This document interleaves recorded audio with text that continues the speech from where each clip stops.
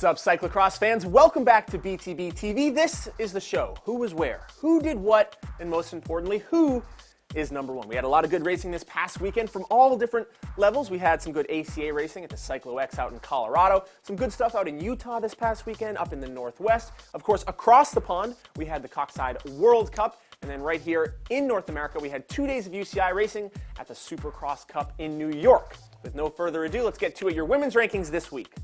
Now, not a lot of people actually racing this weekend. A lot of the top riders coming off 4 or 5 weeks in a row. They were in Rochester, then they did Gateway and Cincinnati and Louisville and Jingle Cross. Some of those riders doing 10 days of racing in the 30 days leading up to this weekend. So a lot of people taking the weekend off, preparing themselves to get fat for Thanksgiving. But some riders were out there, some very strong riders in that 10 to 20 ballpark. So kicking things off with number 18 this week, back on the rankings, is the Crank Brothers rider, Judy Freeman. She crushed it this weekend out in Colorado at that ACA race. Haven't seen her now for a few weeks at the top level. Would really like to see her back out there, but for now, just creeping inside the top 20.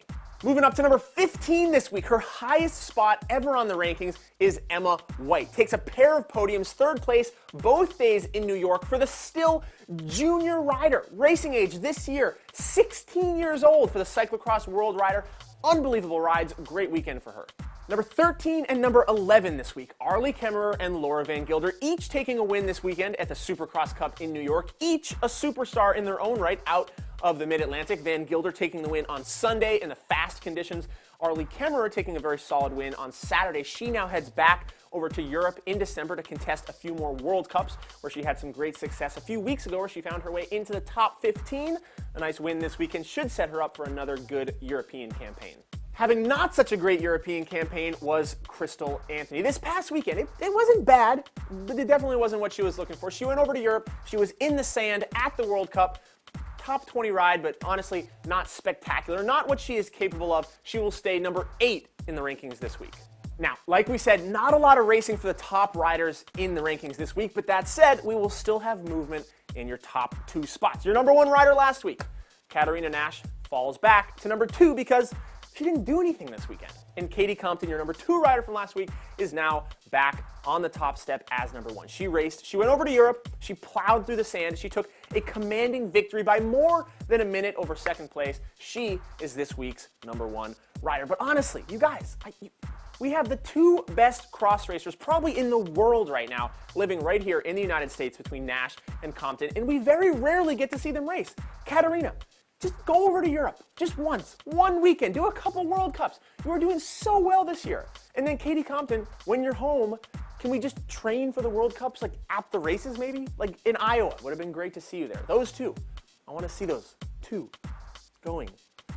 Moving on to your men's rankings this week. Number 16, again this week, with 2 very solid rides at the Supercross Cup in New York. It is Robert Marion. Robert, you've been watching the show, my friend, haven't you?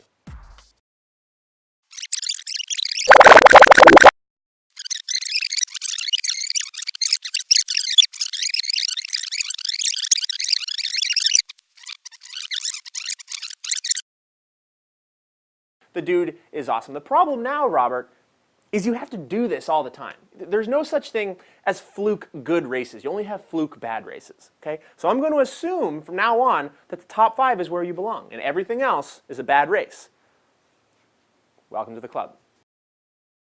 All the way up to number 14 this week. First, he had to win his way back into my heart, okay?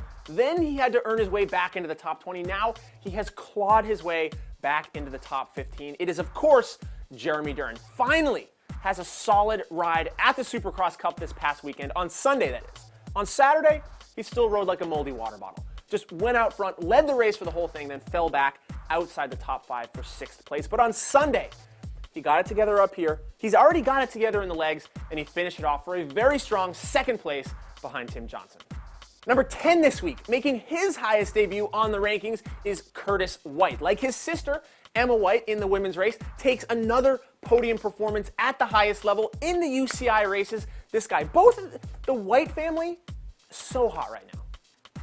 Just white hot. Moving on to your top 4 men in the rankings. We're going to do them all at once again. Number 4 this week is Ryan Trebone. It's been almost 7 days since he said anything mean about myself or BTB TV on Twitter, so moving back up the rankings a little bit. Number 3, Ben Berden, the Belgian. WTF, Ben? You registered for the race? We previewed you in our weekend preview of the race, and you just didn't show up to the race?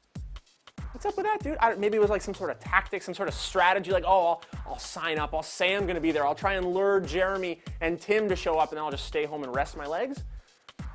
No bueno, dude. I wanted to see you out there racing this past weekend. Now, in your top 2, just like the women, we get a little bit of flip-flopping going on. Jeremy Powers did not race this weekend. He will not be number 1 this week in the rankings, because the only thing I like more than a guy who wins races is a guy who actually shows up and races at the races.